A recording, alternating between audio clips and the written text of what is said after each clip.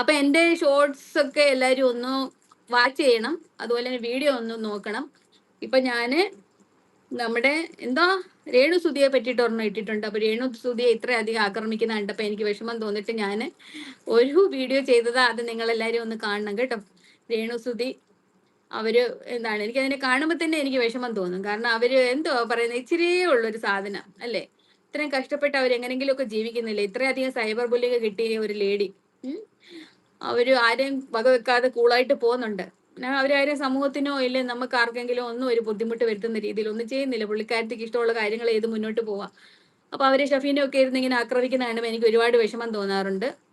അത്രയ്ക്കധികം ഒന്നും അവരെ ചെയ്യാനായിട്ടൊന്നുമില്ല. ഒരു മര്യാദയ്ക്ക് തന്നെയല്ലേ ജീവിക്കുന്നത്. അവർക്ക് ഇഷ്ടമുള്ള എന്തെങ്കിലുമൊക്കെ അവർ ചെയ്ത് ജീവിച്ചു പോട്ടെ. എന്തിനാണ് ഇങ്ങനെ മനുഷ്യരെ ഇങ്ങനെ കിടന്നങ്ങ് ആക്രമിക്കുന്നത്?